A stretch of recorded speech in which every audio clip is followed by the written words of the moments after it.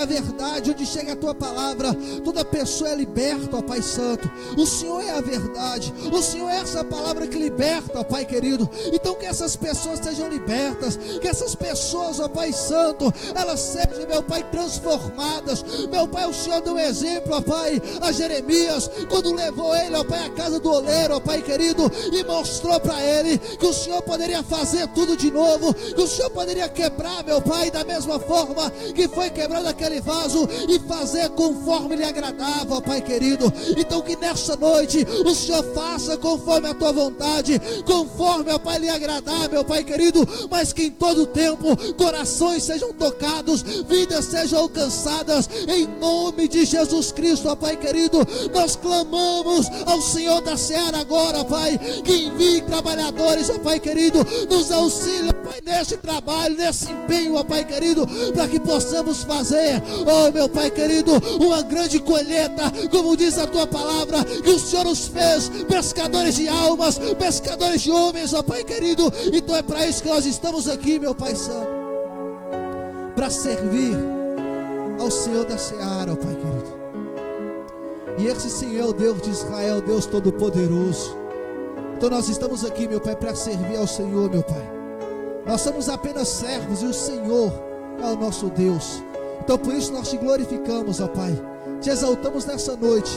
E uma coisa nós te pedimos, Pai, que seja feita a tua vontade, porque o Senhor é o pastor deste lugar, meu Pai. É o Senhor que conduz essa obra, Pai querido. Que seja feita a tua vontade, o teu querer, meu Pai Santo. Que seja conforme o Senhor escolher, meu Pai, para este lugar. E nós te dizemos, ó Pai, em todo tempo o Senhor vai ser adorado e louvado neste lugar, para a tua honra e para a tua glória, meu Pai. Levanta a sua mão para o alto, meu amado. Levanta a sua mão para o alto. Glorifique e aplauda o Rei dos Reis, o Senhor da glória. Aleluia. Pode dar glória a Deus, igreja. Deus está presente nesse lugar. Pode glorificar com liberdade. Aleluias. Amém. Glória a Deus. Glória a Jesus. Podem se assentar, queridos, em nome do Senhor Jesus. E vamos juntos abrir a palavra do nosso Deus. Nós estamos numa série de mensagens aprendendo a respeito do poder e da importância da oração. Amém? Vamos abrir Mateus capítulo de número 6 e versículo de número 6. Mateus capítulo 6 e versículo de número 6. Somente esse versículo a princípio para a nossa meditação. Se você quiser se colocar de pé, fique à vontade em nome do Senhor Jesus Cristo. Diz aqui a palavra: mas tu, quando orares, entra no teu aposento e, fechando a tua porta, ora ao teu pai que está em secreto, e o teu pai que vê em secreto te recompensará publicamente. Novamente: mas quando orares, entra no teu aposento, fechando a tua porta, ora ao teu pai que está em secreto, e o teu pai que vê em secreto te recompensará publicamente. Amém, queridos? Pode se assentar em nome do Senhor Jesus. Nós começamos na quarta-feira essa série de mensagens e tem muita coisa de Deus aqui para a gente aprender, amém? Eu tenho certeza que a gente vai ser bem alimentado aqui nessa noite em nome de Jesus.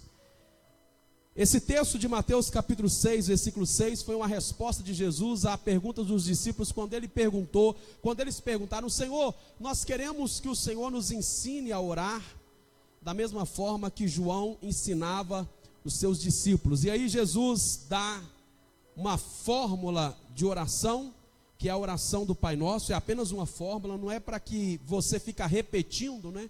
Tem gente que pega a oração do Pai Nosso e fica repetindo como se fosse uma oração. Na verdade, não existe problema e pecado algum em você fazer aquela oração que está ali descrita em Mateus, a oração do Pai Nosso. No entanto, nesse mesmo capítulo 6 de Mateus, Jesus ele ele dá uma advertência contra as repetições, como quando ele diz que algumas pessoas elas repetem muito, e não é as muitas repetições que fará Deus ouvir a sua oração, amém? Os religiosos, eles gostavam muito de ficar o tempo todo repetindo. Jesus diz, não são repetições, a oração deve ser algo de dentro do seu coração. Embora você pode orar a oração do Pai Nosso, mas é uma oração modelo, é só um modelo, para você se guiar na oração. Você vê que todos nós conhecemos a oração do Pai Nosso de cor e salteado, não é? Pai Nosso, que estás no céu, santificado seja o teu nome, venha a nós o teu reino, seja feita a tua vontade, assim na terra como no céu, ponto. Né? Você note que toda oração ela se inicia com a honra e com a glória para Deus, toda, né? Depois você note que a oração ela vai para o plano da vontade de Deus. Qual é o plano? Que o teu reino venha sobre a terra e que a tua vontade seja feita sobre a terra, assim como ela é feita no céu. E só depois de exaltar, glorificar e honrar o nome do Senhor e pedir que a vontade dele seja feita na terra, só depois disso que Jesus vai dizer, e o pão nosso de cada dia dá-nos hoje. Quer dizer que a vontade de Deus acima das nossas vontades, a prioridade de Deus acima das nossas prioridades. Deus precisa estar em primeiro lugar na nossa vida, amém? Então às vezes nós entramos na presença de Deus para oração e a gente já entra pedindo, né? A gente já entra pedindo, já entramos pedindo perdão pelos nossos pecados. Alguns aqui têm esse costume, Senhor, eu entro na tua presença e eu quero pedir perdão pelos meus pecados. A Bíblia diz que os seus pecados já estão perdoados, quem crê nisso? A Bíblia nos ensina a entrar na presença dele, adorando e honrando e glorificando o nome dele, exaltando o nome dele, e depois clamar para que a vontade dele seja feita. Então aquela oração do Pai Nosso é só um modelo para a gente seguir. Mas Jesus ensina que quando nós orássemos, nós deveríamos não ser como os hipócritas, o versículo 5 diz aí, pois eles gostavam de orar em pé nas sinagogas, nas esquinas e nas ruas, para serem vistos pelos homens. Em verdade vos digo que já receberam o seu galardão. Jesus não está criticando aqui você orar em pé, ou você orar na igreja. O que ele está criticando aqui é que os religiosos, tudo que eles faziam com o objetivo de serem vistos e admirados pelos homens. Então Jesus está condenando esse tipo de prática. Jesus diz que quando a gente orar, quando nós orarmos, nós não precisamos mostrar para os homens, mas a nossa oração deve ser sempre mostrar para Deus, amém? Os resultados que nós tantos esperamos, quantos aqui esperam algum resultado na sua vida? Você pode ter certeza que nenhum resultado virá na sua vida se não for como fruto de uma vida contínua de oração. Todos digam amém. Uma vida contínua de oração. Jesus foi o nosso maior exemplo de oração. Se você quiser anotar, eu não vou passar na transparência, mas em João capítulo 5 e versículo 19, Evangelho de João, capítulo 5, versículo 19, vou dar uma canja para os irmãos e vou reprisar aqui o que nós vimos na quarta-feira. João capítulo 5, versículo 19, está escrito, abram por gentileza, o Evangelho, amém? Diz aqui a palavra de Deus que, na verdade vos digo que o filho não pode fazer nada por si mesmo, se ele não vê o pai fazer, porque tudo que ele faz, o filho faz igualmente. Na verdade vos digo que o filho por si mesmo não pode fazer nada. Quantos aqui são filhos de Deus? Nós não podemos fazer nada por nós mesmos, amém, irmãos? O nosso poder, a nossa capacidade vem de Deus. Então tudo que Jesus fazia, ele fazia porque o Pai o orientava. Então a Bíblia diz em Lucas capítulo 5, versículo 16, está antes do Evangelho de João. Quantos já acharam, diz amém. Quem não achou, fala misericórdia. Lucas capítulo 5, versículo 16, está escrito da seguinte maneira. Lucas 5, 16, falando a respeito de Jesus. Ele, porém, se retirava para os lugares desertos e ali ele orava. Então Jesus, olha a prática de Jesus, ir para lugares desertos e orar, amém? Irmãos, coloque uma coisa na cabeça: tire todo espírito de religiosidade da sua mente. Tire todo espírito de religiosidade da sua mente. O que mais nos atrapalha é a religião. É o que mais nos atrapalha. A religião nos faz entender as coisas erradas, nos faz agir de forma errada. Algumas pessoas pensam que não, mas dentro da igreja evangélica existem muitas coisas, muitas doutrinas, muitos dogmas, muitos conceitos, muitos pensamentos que não tem nada de Deus. É coisa da religião. São coisas religiosas, não tem nada de Deus. Mas como nós vimos aprendendo no decorrer dos anos, a gente aceita aquilo dali como palavra de Deus. Nós aceitamos como palavra de Deus, e aquilo dali se torna uma regra, uma doutrina, mas não tem nada de Deus, é apenas uma religião. Por exemplo, esse lugar que nós reunimos para adorar a Deus, nós chamamos de quê? De igreja. Isso aqui nunca foi uma igreja. Quem é a igreja? Somos nós. Esse lugar que está aqui, esse lugar que está aqui, chamamos de quê? De altar. Deus não tem isso aqui como altar. O altar de Deus são os nossos corações. Amém? Então as pessoas, elas são muito religiosas. Então eu já vi algumas pessoas dizendo: olha, perdão, isso há um tempo atrás, é lógico, há muito tempo atrás. Olha, na igreja você pode sentar aí no banco de calça, mas no altar não. No altar você tem que subir de saia, como se tivesse alguma diferenciação. O altar somos nós. Nós precisamos arder em santidade aonde quer que nós formos, seja aqui ou seja lá fora. Muito mais lá fora do que aqui, porque é lá que nós somos luz, não aqui dentro. Vocês são luz do mundo, não luz da igreja. Então a diferença tem que ser feita lá fora. Então a igreja está impregnada de coisas que parecem ser de Deus, mas nunca são. Parece que Jesus ensinou, mas nunca ensinou. Então você pode orar em qualquer lugar que você estiver. Todos digam amém. A mulher samaritana no Evangelho de João, capítulo 4, perguntou para Jesus: Senhor, os judeus nos dizem que nós temos que descer a Jerusalém para adorar em Jerusalém. Ela disse isso, né? Vocês dizem que nós temos que adorar em Jerusalém. João capítulo 4, versículo 20. Os nossos pais disseram que tem que ser neste monte que nós devemos adorar. Jesus responde para ela: filha, não fica preocupado com o lugar. E aí ele responde um versículo que todos nós conhecemos, no versículo 23 de João capítulo 4. Vem a hora, e a hora é chegada, que os verdadeiros adoradores adorarão o Pai em espírito e em verdade, porque o Pai procuram os que assim o adoram. Não importa o lugar, o que importa é que você adore em espírito e em verdade. Aqui na igreja, na sua casa, no seu carro, no seu trabalho, você pode fazer uma igreja onde você for. Jesus diz em Mateus capítulo 20, onde estiverem 2 ou 3 reunidos em meu nome, ali eu estarei no meio deles. Amém? Então Jesus ia para lugares desertos orar. A Bíblia diz em Mateus capítulo 14, versículo de número 23, os que gostam de anotar, tomem nota. Mateus 14, 23, diz a Bíblia que Jesus despediu a multidão e ele subiu ao monte para orar. À parte, subiu ao monte para orar.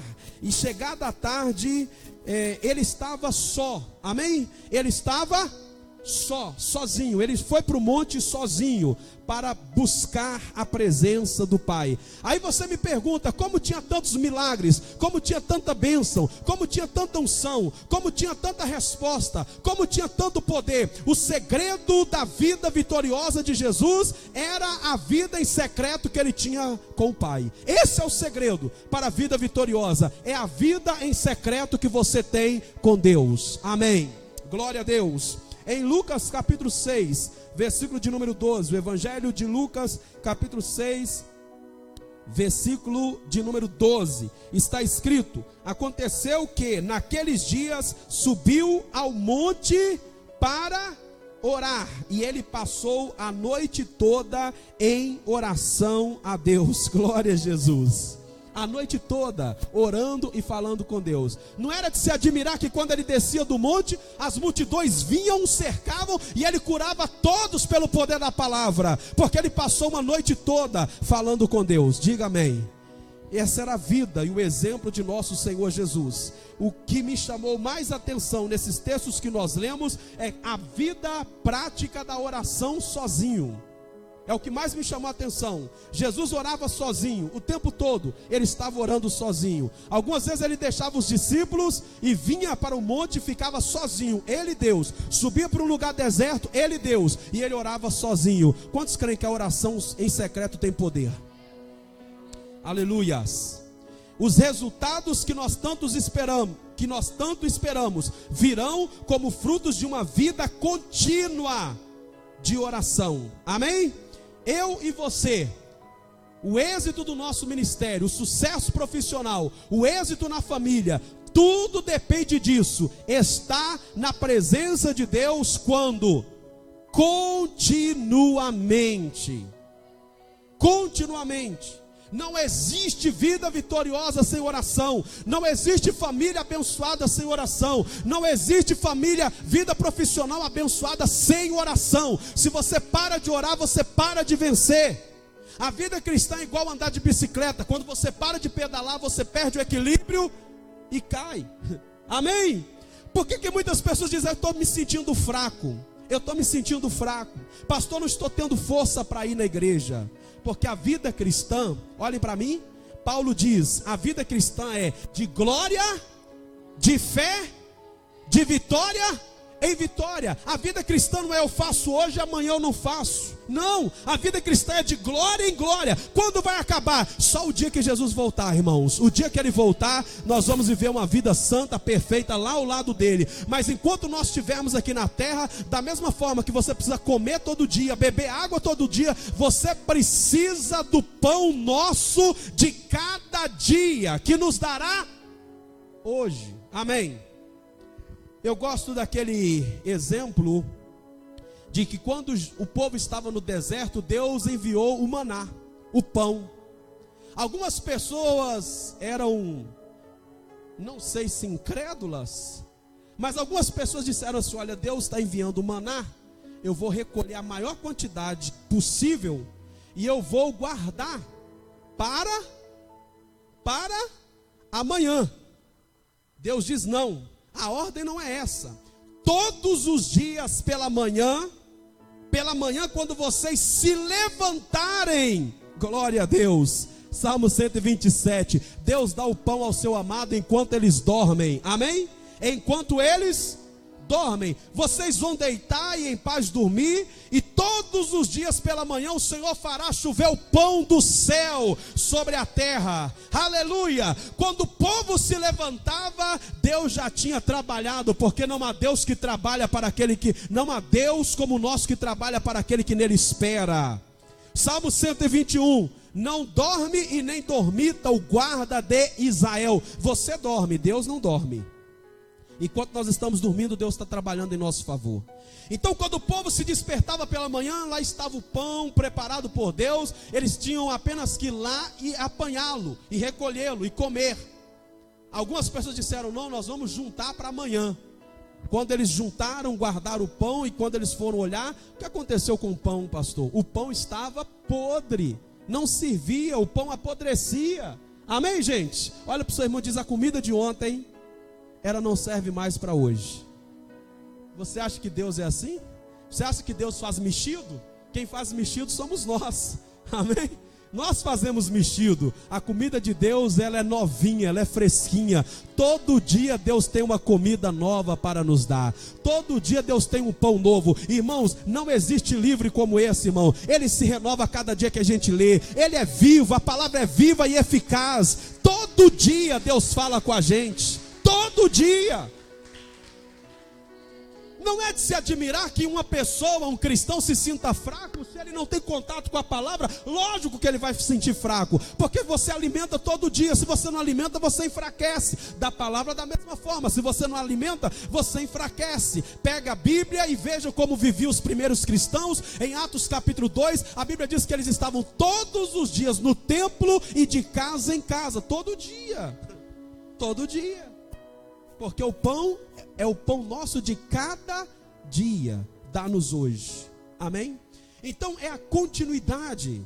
que gera o resultado para a nossa vida, a perseverança que gera o resultado. Lucas capítulo 18 não está na projeção e nem para o pessoal que está na transmissão, mas Lucas capítulo 18, Jesus contou uma parábola a respeito de orar sempre. Orar quando? Sempre. Jesus contou-lhe uma parábola sobre o dever de orar sempre e nunca desfalecer. Orar quando? Sempre, sem nunca desfalecer. Amém, glória a Deus, amém?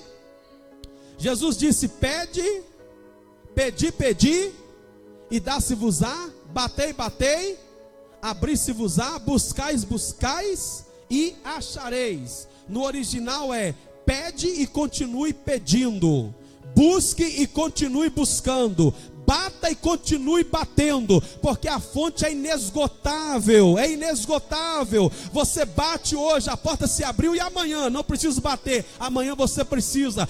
Você buscou hoje, se encheu do poder, se encheu da unção, foi alimentado, e domingo que vem, domingo que vem não preciso, porque eu já fui domingo passado. Não. A vida de Jesus era uma vida contínua, o resultado que você tanto precisa. Se você quer ver Deus agindo na sua família, se você quer ver Deus agindo nos seus filhos, se você quer ver Deus agindo na sua vida profissional, o segredo é ore em secreto, ore constantemente. Você vai ver o poder de Deus se manifestar na sua vida, amém? Você deve aproveitar cada momento oportuno, cada momento você deve aproveitar para orar a sós ou com toda a igreja. Mateus capítulo de número 18, está escrito: também vos digo que se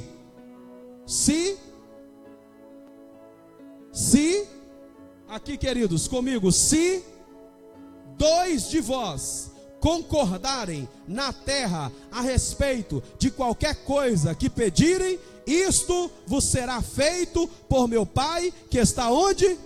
No céu. Se quantos? 2. Se 2 concordarem a respeito de alguma coisa que pedirem, o Pai está aprovando em nome de Jesus, para que Ele seja glorificado. Quantos entenderam? Digam glória a Deus. Amém? A importância da oração e da dependência de Deus. Eu vou mostrar algo interessante para você a respeito de um rei chamado Urias. Vamos para a próxima projeção. Queria que você abrisse em 2 Crônicas, capítulo 26, versículo 5. Quem achou, fala amém. Quem não achou, fala misericórdia. É difícil, né? 2 Crônicas, capítulo de número 26, versículo 5. Aleluia! Glória a Deus. Amém, gente? O poder da oração. Ore sozinho, ore na sua casa, ore com seus filhos, ore no seu quarto, ore, fale com Deus, se humilhe na presença de Deus. Quem se humilha será exaltado pelo Senhor. Eu estou para ver uma história de ascensão e de queda, como a história deste homem. Para mim é um dos maiores exemplos de ascensão, mas de queda. Por isso que o apóstolo Paulo nos alerta dizendo: quem estiver em pé, olhe para que não caia. Jesus alertou dizendo: quando um espírito maligno sai da vida de uma pessoa, ele anda por lugares áridos, por lugares áridos, procurando repouso. Se ele não acha, ele diz: voltarei para a casa de onde saí, e se eu a encontrar vazia, entrarei e levarei junto comigo mais 7. Preste atenção nisso. Se uma pessoa ela é liberta de um espírito de prostituição, como no caso de Maria Madalena, Lucas capítulo 8, versículo 2. Maria Madalena era possuída por 8 demônios. É o que levava a ter uma vida desregrada sexualmente. 8 demônios. Ela vivia com um e com outro, tendo relações sexuais com um e com outro. Era demônios que estavam atuando na vida dela. Maria Madalena teve um encontro com Jesus e todos os demônios foram expulsos da vida dela. E ela se tornou uma serva de Deus, uma missionária, porque onde abundou o pecado, superabunda a graça de Deus. Ela está liberta, ela está livre do domínio e do governo daqueles 8 demônios. Ela está livre.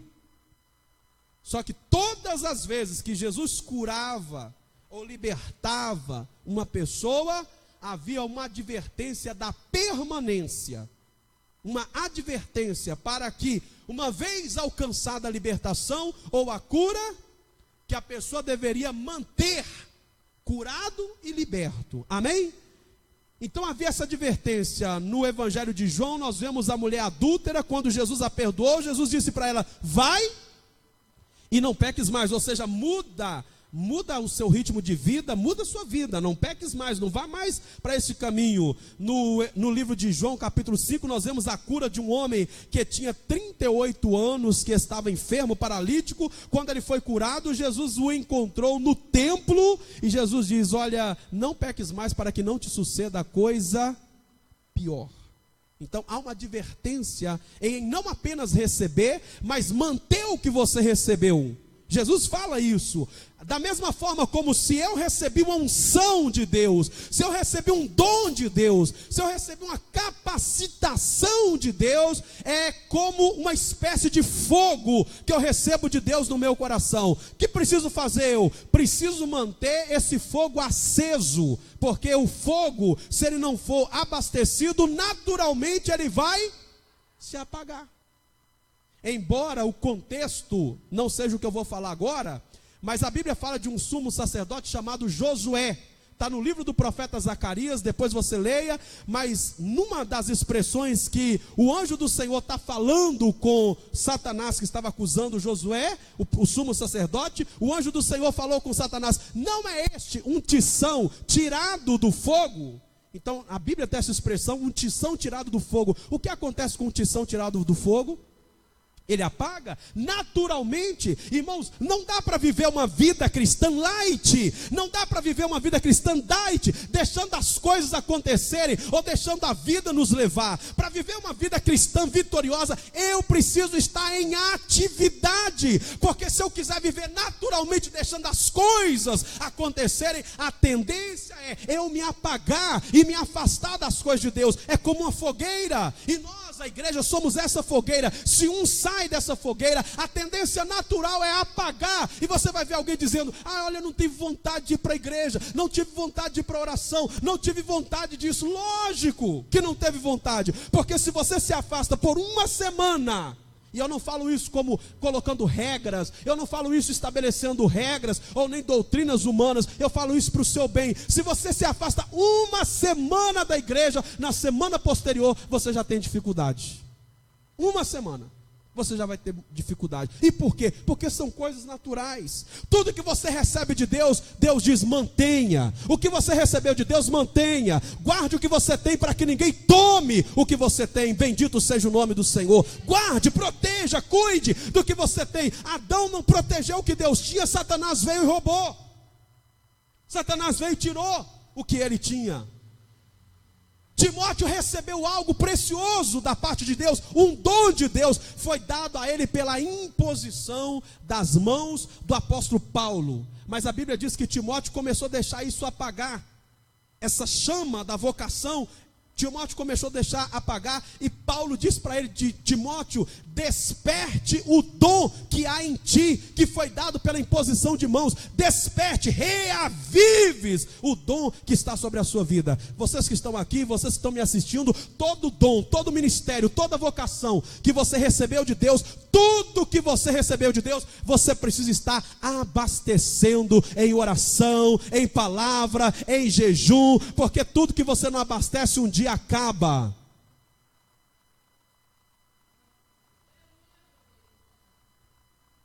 Quantos estão entendendo? Vai acabando. Vai acabando. Se você não repor, vai acabando. Então a vida cristã é uma prática. Você não pode apagar. Se o demônio saiu da vida de uma pessoa, ela não se cuidou. Jesus explicou claramente esse princípio. que Satanás não desistirá dessa pessoa. Ele não vai desistir. Ele diz com ele mesmo: voltarei de onde eu saí. Quer dizer, Satanás está lembrando da pessoa pela qual ele morava e habitava. Quantos estão entendendo? Satanás não esquece. Então, se Satanás dá uma volta, os demônios dão uma volta, olham para a pessoa, e de repente aquela pessoa que foi liberta de um espírito de prostituição, e ela vacila, ela não mantém a sua libertação, ela não cuida da sua vida, ela não cuida de si espiritualmente, o que acontecerá? Vem aquele demônio que saiu dela, eu tô partindo do ponto que foi um só, né? Vem aquele demônio que saiu dela, um só, e diz: vou voltar, só que agora não voltarei sozinho, porque Satanás sabe, se eu voltar sozinho, eu corro o risco de ser repreendido de novo, então eu vou voltar com mais 7. Jesus diz: o segundo estado dessa pessoa se tornará pior do que o primeiro, porque se antes era apenas um maligno, um demônio, agora serão 7, e o estado dela se torna cada dia pior. Por isso não pode brincar com as coisas de Deus, porque esse negócio de entração, saição, entra, sai, isso é muito e muito prejudicial para a pessoa. Porque se toda vez a pessoa vem, é liberta, é transformada, os demônios saem, amanhã ela volta para a prática do pecado, ela está traindo, e cada dia mais ela está traindo mais e mais maldições. Por isso a importância de tudo que você recebe, mantenha. Você está liberto, mantenha essa libertação, amém? Não brinque. Você está curado, mantenha essa cura. Você recebeu um dom de Deus. O que Paulo ensina à igreja? Quem recebeu o dom de ensinar, precisa estar lendo, precisa ler. Quem recebeu o ministério de mestre, tem que ler, tem que ensinar. Quem recebeu o ministério de pastor, o que Paulo diz? Os pastores vão se encarregar, o que está escrito no livro de Atos dos Apóstolos? Nós, os apóstolos, os pastores, nos encarregaremos do ministério da palavra e do ministério da oração. Qual é o ministério pastoral? É o ministério da palavra e o ministério da oração. Nós não vamos deixar o ministério da palavra e o ministério da oração para servir as mesas, para cuidar das mesas. Nós vamos nos dedicar ao ministério da palavra e ao ministério da oração. Se eu negligencio isso, eu estou sendo um mau servo. Por quê? Porque esse é o ministério. Quem recebeu o dom de contribuir? Jesus disse: contribua. Paulo diz: contribua. Quem tem o dom para contribuir não pode parar de contribuir. Quem recebeu o dom da consolação, você precisa estar exercendo isso, porque tudo que você não exerce morre e apaga da sua vida. O segredo é a continuidade, amém, irmãos? Você ascendeu, Deus te exaltou, Deus te deu, exalte a Deus pelo que Deus te deu, e mantenha com unhas e dentes tudo que Deus tem dado para você. Guarde o que você tem. Deus não pode fazer isso por você. Você tem que fazer isso por você. Amém. Esse homem chamado Urias, 2 Crônicas 26:5 diz, todos comigo, vamos ler por aqui. Se você tiver a mesma tradução, pode ler aí na sua Bíblia. Nós estamos lendo a Revista Atualizada. Amém? Diz assim: Uzias propôs-se a buscar a Deus nos dias de Zacarias. Olha aí, Zacarias. Uzias propôs-se a buscar a Deus no dia de Zacarias, que era sábio nas visões de Deus. Todos digam amém. Nos dias em que ele buscou ao Senhor, o que aconteceu? Deus o fez prosperar. Amém. Glória a Deus. Olha a sabedoria. Ele estava numa época em que havia um homem de Deus que era sábio, e Uzias, que era rei, aproveitou essa bênção de ter ao lado dele um homem de Deus para instruí-lo, para ensiná-lo, e ele propôs no coração. Quando ele começou a reinar, ele era um rapaz novo, e ele propôs no coração, Uzias propôs no coração, ele e Deus, amém, gente? Ele e Deus, é uma questão de escolha, todos digam amém.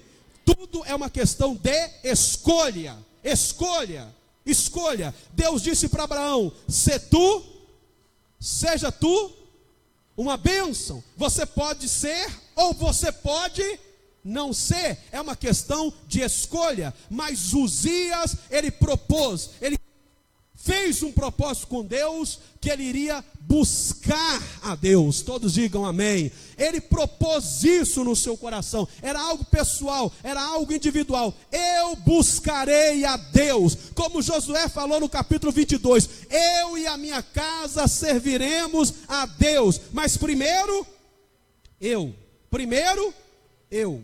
Depois minha casa. Amém? Hoje a gente diz isso pela fé em Atos 16:31, diz: crê no Senhor Jesus e serás salvo tu e a tua casa. Antigamente era muito mais fácil. E por que era muito mais fácil? Hoje é mais complicado, mas antigamente era mais fácil. Por que era mais fácil? Porque o homem falou, não tinha negócio de filho, eu não quero, eu não vou, mulher não, eu não quero, eu não vou. O homem falou, eu e a minha casa. Quer dizer, Josué falou por ele e pela sua casa. Amém, gente? Qual é a nossa primeira igreja? Qual é a nossa primeira igreja? Qual é a sua primeira igreja? Por isso que Paulo falou, não adianta vocês cuidarem da igreja e esquecerem da sua casa. Porque, irmãos, aquele que não cuida dos seus, especialmente os da sua própria casa, negou a fé. E Paulo diz, é pior do que um incrédulo.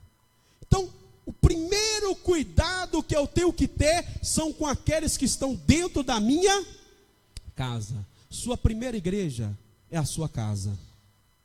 Você tem que cuidar da sua casa. Amém? Cuide da sua casa, seus filhos, sua esposa, seu esposo, seus filhos. Cuide da sua casa, porque Deus agrada disso. Amém? Então ele se propôs buscar a Deus, e nesses dias que ele se propôs buscar a Deus, o que aconteceu de forma natural? Preste atenção para você não inverter os fatores. Preste atenção nesse ensinamento. Uzias propôs-se a buscar a Deus. Vamos repetir? Uzias propôs-se a buscar a Deus. Não vamos inverter os fatores. Hoje está invertido. De que maneira? Uzias propôs-se a buscar prosperar. Os fatores são invertidos. Amém? Os fatores são invertidos. Nós buscamos prosperar. Está errado.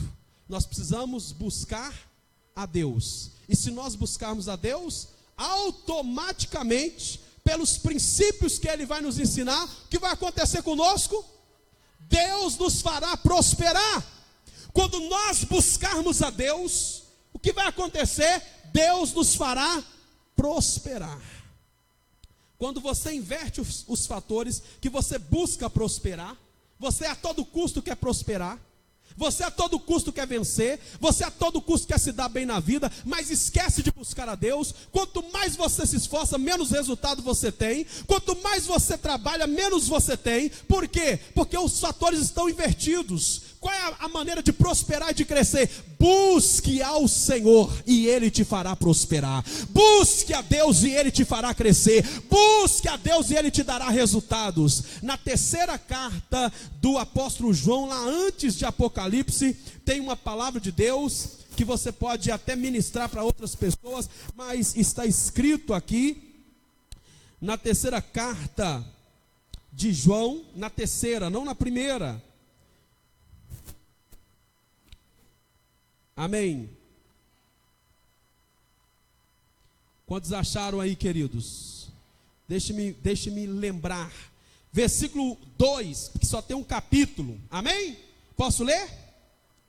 Diz assim, versículo 2: amado, desejo que te vá bem em todas as coisas, e que tenha saúde, assim como bem vai a tua alma. Quem tem uma versão diferente que fala próspero? Quem tem uma versão que fala próspero?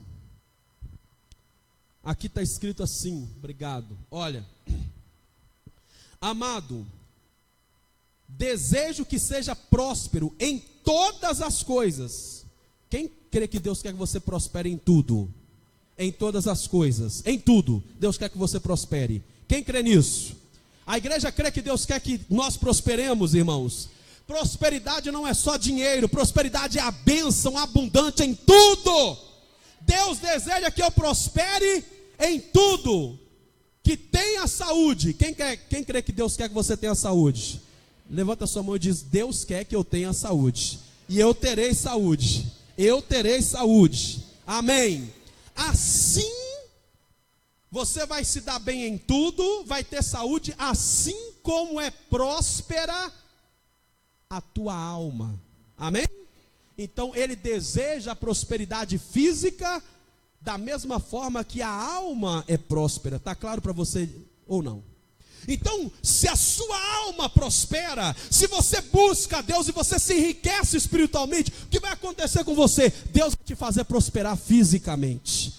Deus não quer que você prospere fisicamente, mas a sua alma está pobre, você está empobrecido, como Deus falou no livro de Apocalipse. Vocês acham que tem muito dinheiro, mas não sabem que é cegos, pobres e nus. Eram ricos financeiramente, mas pobres espiritualmente. Deus deseja a prosperidade em todos os sentidos para nós como igreja. Prosperidade espiritual, riqueza na alma e riqueza física. Alguém recebe, diga glória a Deus. Nos dias que ele começou a buscar a Deus, Deus o fez prosperar. Em que dias Deus, em quais dias Deus o fez prosperar? Nos dias em que ele buscou a Deus. Olha o que Deus fez com ele. Número 1, Deus o tornou forte, porque ele estava buscando a Deus. Toda pessoa que busca a Deus se torna forte, amém? Número 2, ele se tornou famoso, amém, amém, porque ele estava buscando a Deus. Ele se tornou conhecido porque ele estava buscando a Deus. Irmãos, não se pode esconder uma cidade edificada, não dá para esconder. Não se acende uma candeia e coloca debaixo da mesa, ela é colocada no alto para que toda a casa seja iluminada. A pessoa que busca a Deus, ainda que ela queira esconder, ela não consegue, porque onde ela for, ela vai ser famosa, ela vai ser vista, ela vai ser reconhecida, porque sobre ela está Deus. Amém, amém. A presença de Deus na vida de uma pessoa torna essa pessoa grande aonde que ela colocar a planta dos pés dela. Eu tenho profetizado isso, eu tenho falado isso. Se você é um pedreiro e você está cheio da presença de Deus, você vai ser um ótimo pedreiro. Se você é um estudante e está cheio da presença de Deus, você vai se destacar como estudante. Se você é uma doméstica e está cheia da presença de Deus, você vai se destacar como uma doméstica, porque é a luz de Deus na sua vida. Número 1, tornou-se forte. Número 2, tornou-se famoso. Número 3, tornou-se o quê? Respeitado. Número 4, tornou próspero. Tinha muitas fazendas e muitas terras. Número 5, Deus deu a ele um poderoso exército. Bendito seja o nome do Senhor. Irmãos, nos dias que ele estava buscando a Deus, as coisas começaram a fluir em direção à vida dele. Olha só como que funciona, irmãos. Quando ele propôs buscar a Deus, as coisas foram acontecendo de uma forma sobrenatural. Fortaleza, fama, respeito, prosperidade, crescimento. Amém? Estava tudo indo muito bem. Até que, capítulo 26, versículo 5. Havendo-se já fortificado. Havendo-se fortificado, ele comete um erro. Qual foi o erro dele? Exaltou-se o seu coração para a sua própria ruína. Aqui, queridos, ele havia sido abençoado, prosperado, crescido, famoso, rico, abastado. As coisas estavam indo tudo bem para eles, irmãos. Para ele, o negócio estava indo de vento em popa. Era muita bênção, como alguém diz, bênção de todos os lados. Mas no período da grandeza, no período da exaltação, no período da honra, ele não vigiou. Ele não vigiou, porque agora ele já estava grande, fortificado. E aconteceu o quê? Exaltou o seu coração. Por quê? Porque ele olhou para tudo que ele tinha, as coisas que estavam acontecendo. Preste atenção numa coisa. O maior perigo é quando você está no campo do sucesso. Você tem que vigiar redobrado. Quando você está no campo, no nível das coisas, tudo bem para você. É o maior perigo. Eu digo por quê?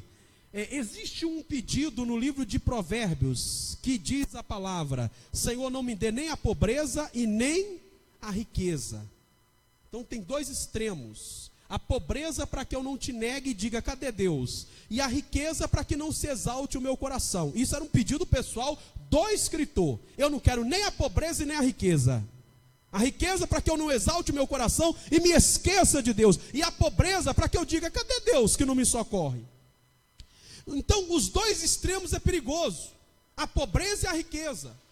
Mas acredito que a riqueza a riqueza não é mal. Amém, gente? A riqueza não é mal, nunca foi mal. O que é o problema? É colocar o coração na riqueza, colocar o coração na estrutura que se obteve, colocar o coração naquilo que tem. E preste atenção, porque às vezes na hora que ele não era grande, que ele estava começando, ele era um adolescente, ele era um rapaz. Se você ler o versículo 1, você vai ver isso. Ele era um rapaz, e ele ia governar. Então como que um rapaz pode governar? Eu não tenho sabedoria. O que ele fez? Foi buscar a Deus, porque ele viu que ele não tinha capacidade para governar a nação. Então ele foi para a presença de Deus, e ele recebeu graça de Deus para governar. Deus o abençoou, porque ele se humilhou na presença de Deus, e quem se humilha será exaltado. Deus deu a ele a capacidade de se tornar um grande rei. Ele recebeu de Deus. Quanto eu menos tenho, mais eu dependo de Deus, e Deus o exaltou. Salomão não tinha sabedoria. Ele disse: Senhor, eu não sei governar esse povo. Quem foi o homem mais sábio da Bíblia? Porque a sabedoria dele veio de Deus. Quando menos você tem, mais Deus te dá. Por isso que Deus usa as coisas simples para confundir as grandes, as sábias. Deus usa as coisas pequenas para confundir os grandes, para que ninguém fale, essa pessoa tem essa capacidade pela força dela, mas todo mundo olhando para ela diz, isso aí só pode ser Deus. Louvado seja o nome do Senhor. Amém? Então ele estava lá no buraco, irmãos. Ele não era ninguém. Quando ele começa a buscar Deus, Deus o exalta. Salmo 113, o último versículo. Acontece naturalmente. Você quer marcar? Salmo 113, o último versículo do Salmo 113. Naturalmente vai acontecer. Não me diga que eu estou pregando nada herético. É a palavra, e eu creio na palavra. Aleluia. Salmo 113, versículo 7, versículo 8 e 9. Quantos acharam? Diz a Bíblia: quem é semelhante ao nosso Deus? Porque Ele levanta o pobre do pó e do lixo. Levanta o necessitado e coloca-o para sentar entre os príncipes, com os príncipes do seu povo, e faz com que a mulher estéril habite em casa e seja alegre mãe de filhos. Quem recebe diz amém. O que Deus faz? Deus pega a pessoa do pó, do monturo, do lixo, ergue essa pessoa. Naturalmente Deus vai fazer isso com todo mundo que vai buscá-lo. Naturalmente, a pessoa está no lixo, está no monturo, está na pobreza, ela vem buscar a Deus. Quando ela vem buscar a Deus e que ela abre o coração, Deus pega essa pessoa, levanta ela do pó, do lixo, do monturo e coloca ela para sentar no lugar de honra, no lugar dos príncipes. Deus faz isso, irmãos. Aí o cara era um jovem que não tinha sabedoria, que não tinha entendimento, que não tinha capacidade, vai buscar a Deus e recebe algo sobrenatural, e Deus começa a fazer o cara prosperar de uma forma magnífica, tão magnífica que os reis ao seu redor tinham medo da grandeza dele. Mas agora ele está próspero, agora ele não precisa mais de dinheiro emprestado, agora ele tem um exército poderoso. Foi o primeiro rei que construiu as catapultas. É isso? Qual é o nome, gente? Aquelas máquinas de atirar pedra? Hã? É isso, Sandro? Você tem que saber, viu, Sandro? Catapulta? Foi o primeiro rei que inventou isso, o rei Uzias. Aquelas máquinas de atirar pedras a longa distância. Deus deu ele sabedoria para construir armas magníficas que ninguém nunca tinha pensado. É bênção de Deus, porque Deus dá sabedoria. Quem busca, Deus dá. Quem clama, Deus dá. Deus deu a ele grandeza e honra, meu irmão. Bendito seja Deus. A glória seja dada para quem? Mas agora, gente, ele está muito próximo. Ele tem que administrar a riqueza e o poder que ele tem. E como ele tem que administrar o poder e a riqueza que ele tem, o coração dele se exaltou. E ele deixou de buscar a Deus. Por quê? Porque agora ele não tem tempo. Agora ele não precisa mais ajoelhar e falar: ó Deus, dá sabedoria, Senhor. Ó Deus, manda recursos financeiros. Ele não precisa agora se prostrar e dizer: Senhor, me dá entendimento. Não, agora não. Ele tem de sobra. Tem tudo. Ele está com poder na mão, ele está com autoridade na mão, ele está com a fama, ele é famoso, ele vai onde ele quer, ele compra o que ele quiser. Os inimigos têm medo dele. Então ele já não se prostra mais diante de Deus, porque ele agora deixa de confiar na bondade, na misericórdia e na bênção de Deus, para confiar no quê? No seu próprio braço. E isso foi o quê, gente? A ruína. Diz a Bíblia que ele exaltou o coração para a própria ruína dele. Provérbios capítulo 16, versículo 18, foi o que aconteceu com o rei Uzias. A Bíblia diz na versão NVI, nova versão internacional: o orgulho vem antes da destruição, e o espírito altivo antes da queda. O orgulho vem antes da destruição. Antes de uma pessoa cair na ruína, primeiro ela exalta. Orgulho, o que é orgulho? Orgulho é a característica de alguém que tem um conceito exagerado de si próprio. Isso é orgulho, um conceito exagerado de mim mesmo. Eu sou eu e ninguém tosca, sabe? Eu sou eu. Nós vamos até entrar na semana que vem sobre isso aqui. O orgulho.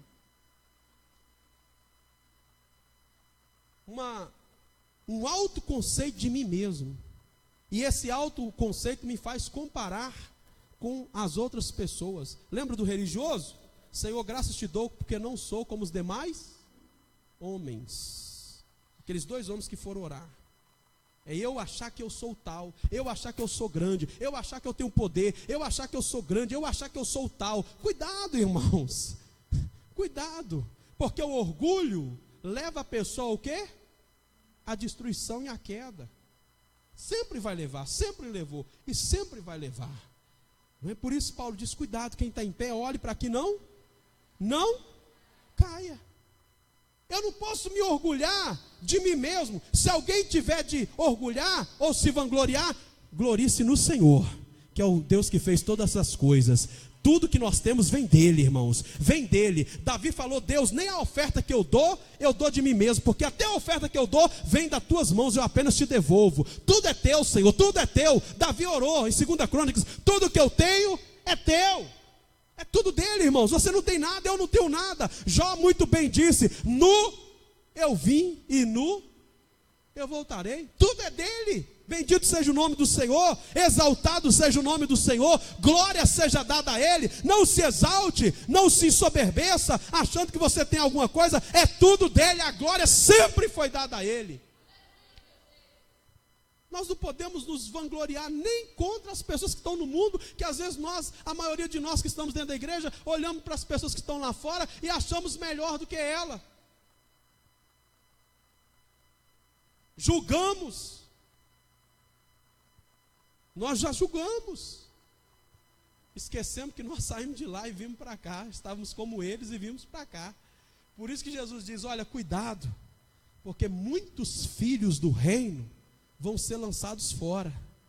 E aquelas prostitutas, afeminados, cobradores de impostos, virão e se assentarão na mesa com Abraão, e muitos filhos do reino serão lançados fora. Se alguém acha isso injusto, leia Ezequiel capítulo 18. Deus diz que a justiça, ela precisa permanecer. Se eu estiver no altar, todos digam amém. Se eu estiver no altar, que eu permaneça até a volta de Jesus. Ser fiel até quando? A morte.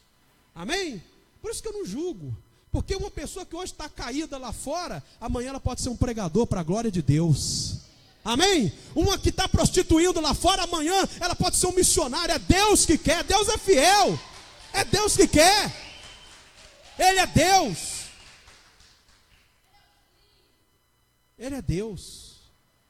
Como já vi muitos que estavam pregando aqui, não guardaram o que receberam de Deus e morreram lá fora nas mãos de Satanás. Misericórdia, né? Misericórdia. Mas é a verdade, queridos. É a verdade. Então, quem está em pé, glorie-se no Senhor. Ele é quem nos tem nos sustentado. Amém? Não se ache melhor do que ninguém. Ninguém. Não se ache. Mas olha, digno é só o Senhor. João estava lá na visão de Apocalipse, não é? O livro estava fechado e João chorava. Quem é digno de abrir o livro e desatar seus 7 selos? Olhei e não vi ninguém, até que apareceu o Rei dos Reis, o Senhor dos Senhores, o Cordeiro de Deus. E aí os anjos disseram: eis aí aquele que é digno. Ele é digno de abrir o livro e desatar seus 7 selos. O único digno. Quem é digno? Jesus. Eu só sou digno por causa dele, irmãos. Amém? Se tem alguém aqui que é digno por causa dele. Não é por méritos meus. Não sou eu não. É ele. Toda honra e toda glória seja dada a ele. Quem aqui é digno de tomar santa ceia? Quem é digno de tomar santa ceia? Eu não sou. Você é? Eu só sou por causa dele, e eu tomo porque Jesus derramou o sangue dele, e a justiça dele está na minha vida. Só por isso, ele me tornou digno, pelo sangue do Cordeiro. Por meio de Jesus Cristo é que eu tenho acesso a Deus. Caso contrário, se eu chegasse perto de Deus, eu morreria fulminado. Eu só sou o que sou pela graça de Deus. Paulo diz: Paulo, servo de Jesus Cristo, o pior dos pecadores, mas alcancei misericórdia. E a Bíblia diz que as misericórdias do Senhor são a causa de não sermos consumidos. E elas se renovam de mês em mês. Elas se renovam toda manhã. Sabe o que significa? Que se ela não renovasse toda manhã tinha gente indo para o inferno. Toda manhã. Se ela não renovasse toda manhã, nós estávamos perdidos, irmãos. Toda manhã eu preciso da misericórdia de Deus. Todo dia. E o que me mantém de pé? As misericórdias do Senhor. Bendito seja Deus. Se tem uma coisa pela qual você pode glorificar a Deus, é: Deus, graças eu te dou pelas tuas misericórdias. E quem alcança a misericórdia tem obrigação de conceder misericórdia. Bem-aventurados são os misericordiosos, porque eles alcançarão misericórdia. Lá em Mateus. Às vezes eu não uso de misericórdia, e Tiago diz: aquele que não usa de misericórdia, quando precisar da misericórdia, não vão ter misericórdia dele. É sério, hein? Então não orgulhe o espírito altivo. O que é altivez? É alguém que tem amor próprio, considera-se superior, orgulhoso ou digno. O espírito altivo vem antes da guerra. Antes da queda, o rei Uzias deixou de buscar a presença do Senhor, e este foi o motivo da sua ruína e do seu fracasso. Esse foi o motivo. Então, queridos, a presença de Deus é como fogo. Deus vai te dar uma tochinha na sua mão. Diga: toma. Lembra das 5 virgens nécias e das 5 prudentes? As prudentes estavam esperando, as 10 estavam esperando o noivo. Não é isso, queridos? As 10 esperando o noivo. 5 disseram: vamos encher as nossas lamparinas e vamos ter azeite de reserva, porque pode ser que o noivo demore, e se ele demorar, nós não podemos deixar a lamparina apagar. As outras disseram: só temos azeite só aqui dentro da lamparina. Aí o que aconteceu? O noivo demorou, e o azeite das que não eram prudentes, aconteceu o que com ele? Acabou. E quando acabou, elas foram lá nas outras. Você tem como arranjar um pouquinho do azeite seu para mim? Não. Se eu der para você, eu vou ficar sem. Todas tiveram a mesma oportunidade? Sim, a oportunidade é a mesma para todos. Amém? Todos poderiam trabalhar um pouco mais para ter azeite reserva? Sim. Eu já vi gente falando assim, ó, pastor fulano é mais forte que eu. É todo mundo fraco, dependente de Deus. Todo mundo. Não existe um crente mais forte do que outro. Existe um crente mais descompromissado e mais desinteressado do que outro. Isso é a diferença. Mas um mais forte do que outro, não. Mais fraco do que outro, não. Nunca. Para Deus somos todos iguais. É o poder de Deus que se aperfeiçoa na fraqueza de todos nós. Ah, pastor, você é muito forte. Ah, fulano, você é muito forte. Não, tira isso da sua cabeça, irmão. Forte é Deus, grande é Deus, poderoso é Deus. Somos fracos, a força dele que está sobre a nossa vida. É Ele, só Ele, a glória dele. Então, essas 5 virgens é para nos exemplificar. Salomão falou em Eclesiastes: nunca falte o óleo sobre a tua cabeça. Vamos repetir? Mais uma vez. Diga para o seu irmão.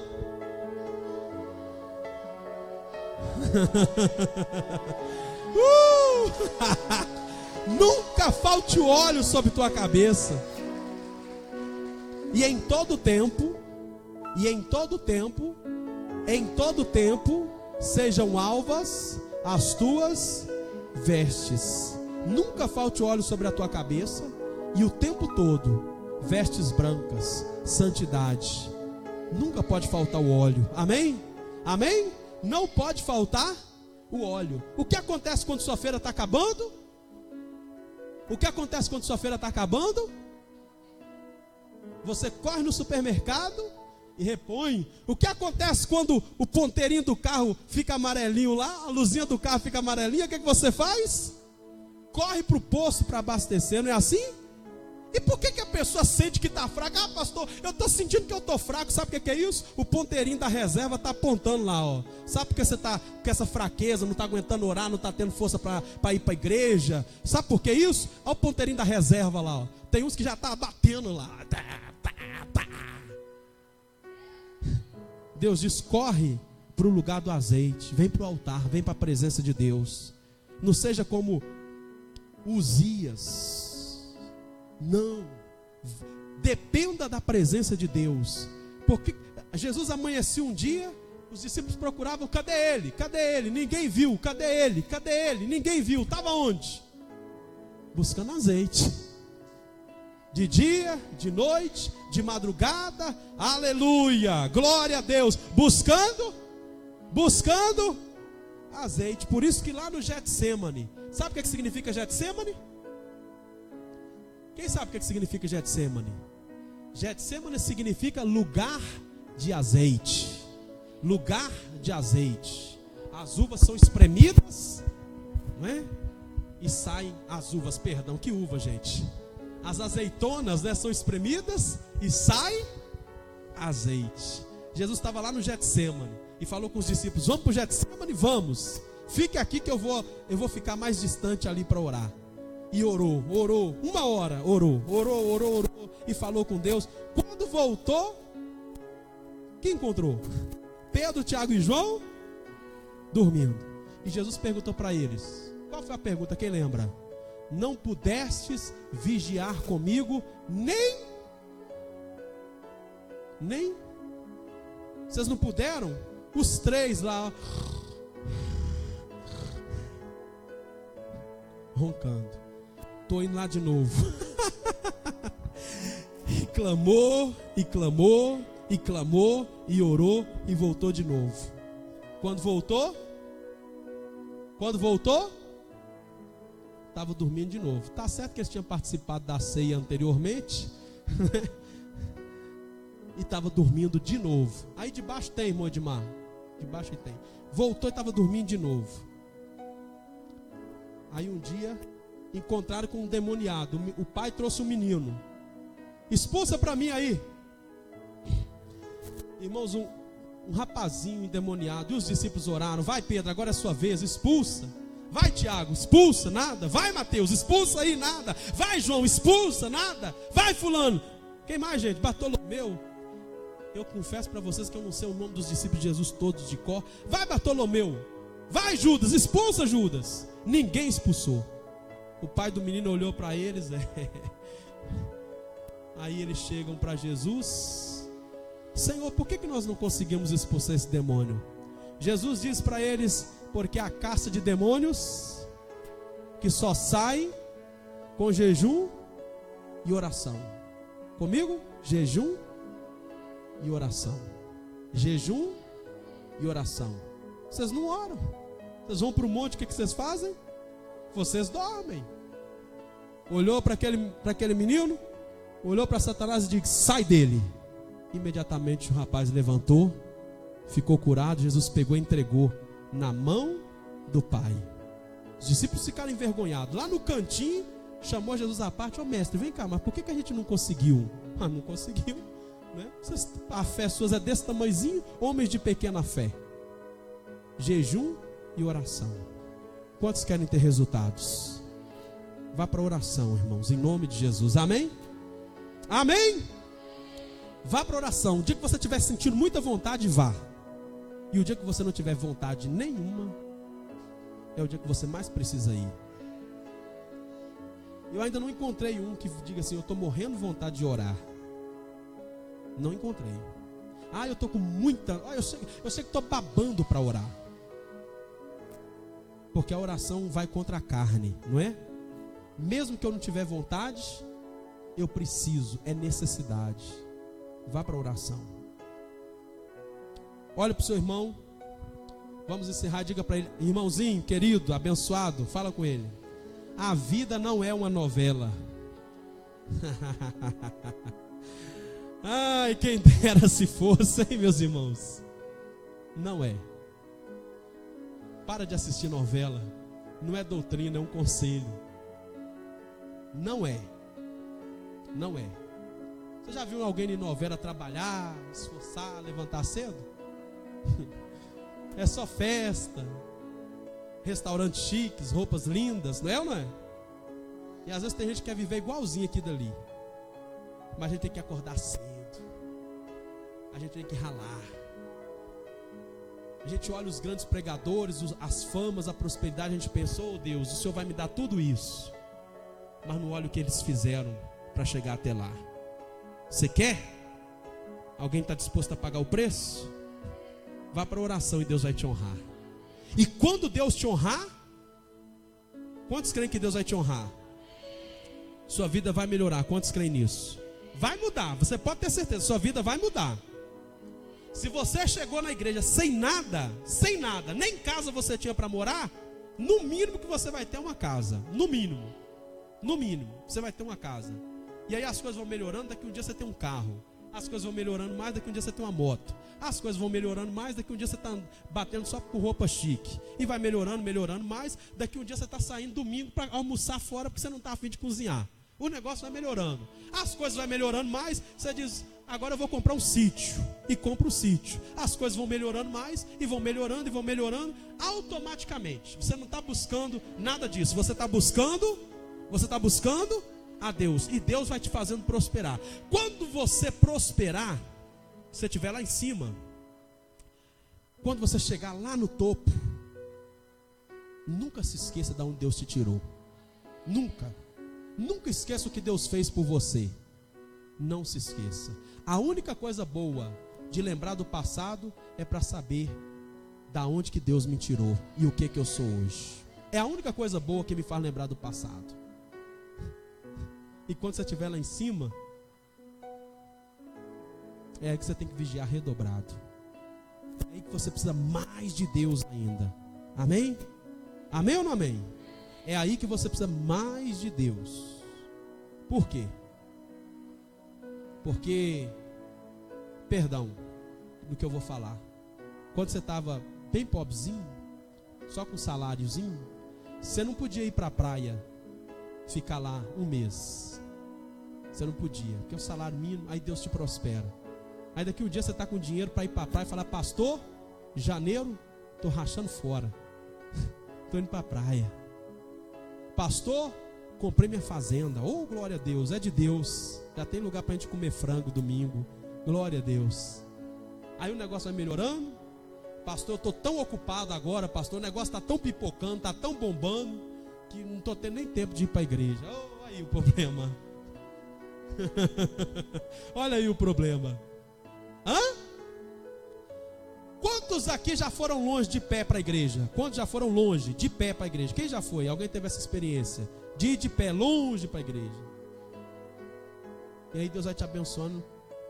Dá uma bicicleta. Primeira coisa, vai sendo assim, né, irmã Sula? Deus dá uma bicicleta. E você fica, glória a Deus, aleluia. Deus me deu uma bicicleta. Eu lembro da primeira até hoje, irmãos. E não era nova, não. Agora eu vou para o monte. Deus me dá a bicicleta. E eu rachava fora para o monte, sozinho para orar. Aí o negócio vai melhorando, não vai? Mas não faltava um culto de pé. Aí vai melhorando. Da bicicleta, daqui a pouco, a pessoa já... Ah, não, bicicleta não, agora eu quero uma moto. Deus vai dar a moto.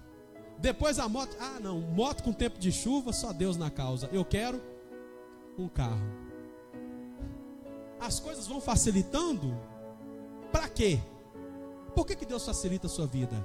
Para trazer você mais perto dele. Coloca isso em sua cabeça. Deus vai facilitar as coisas porque Ele quer você mais perto. Não é porque Ele quer você distante, não. Nunca se deixe enganar que a facilidade é para te afastar de Deus. Ela é para te atrair para as coisas de Deus. Eu louvo a Deus pela vida de todos vocês que aqui estão nessa noite. Louvo a Deus de coração. A bênção que cada um de vocês recebe é como se eu recebesse. Amém? Eu oro por isso, né? Oro por isso e quero ver vocês abençoados. E não terei inveja de vocês. Eu quero que vocês prosperem. Eu quero que vocês cresçam. Mas eu quero que a alma de vocês prospere. Vocês sejam prósperos. Amém, gente? Glória a Deus. Glória a Jesus. Vamos dar um aplauso ao autor da nossa fé. Vamos ficar de pé. Aplauda Ele. Toda honra e toda glória seja dada a Ele. Todo louvor seja dado a Ele. Glória a Deus. Glória a Deus. Dê um aperto de mão no seu irmão e fala assim: ó, nós vamos crescer junto em nome de Jesus. Coisas melhores estão por vir, grandes coisas estão por vir, pastora Kelly, como diz o Fernandinho, né? Grandes coisas estão por vir, nós vamos crescer, sua alma vai crescer, você vai prosperar porque Deus quer isso, Deus vai te honrar, mas nunca se afaste da presença de Deus, nunca, amém, nunca. Não caia na besteira de se afastar na presença de Deus. Oh glória, aleluia, glória a Deus. Buscar em primeiro lugar. Buscar em primeiro lugar. E as outras coisas vos serão acrescentadas. Aleluia, glória a Jesus. Deus é maravilhoso. Deus é santo. Deus se agrada daqueles que não se esquecem dele. Bendito Pai, nós queremos te agradecer de todo o nosso coração pela presença do Senhor no nosso meio, pela unção do teu Espírito aqui neste lugar, por esta série de mensagens que nós estamos aprendendo, nos aproximar de ti, meu Pai amado, através da oração. Eu sei que todas as coisas cooperam para o bem daqueles que amam ao Senhor e que grandes coisas estão por vir sobre a nossa vida. Eu creio, Pai, que o Senhor tem nos ensinado e nos instruído a viver uma vida de sobrenatural, de honra e de vitória. E nós queremos clamar que o Senhor abençoe esta igreja, derrame sobre eles a tua bênção, o teu milagre, nunca venha deixar faltar, meu Pai, o óleo do teu Espírito sobre a cabeça deles. Glória a Deus, aleluia. Quem tem o chamado de Deus seja renovado no Espírito de Deus agora em nome de Jesus. Aqueles que foram abençoados com o dom de Deus sejam cada dia mais abençoados, renovados, enriquecidos em toda a bênção para a glória do teu nome, para que o teu nome seja glorificado. Senhor, nós aprendemos com o exemplo de um rei Uzias. Nós não queremos crescer e esquecer de ti, exaltar o nosso coração. Nós queremos mais e mais e mais e mais de ti, todos os dias, todas as horas, todos os momentos da nossa vida, para a glória e honra do nome de Jesus. E eu abençoo o teu povo, a tua igreja, aqueles que nos acompanham, sejam todos abençoados pelo poder e autoridade do nome de Jesus. E alguém diga amém. Vamos aplaudir a Jesus pela sua palavra. Pode aplaudir, glorificá-lo de todo o seu coração. Amém, amém, amém, amém, amém. Pode se assentar aí, querido. Amém.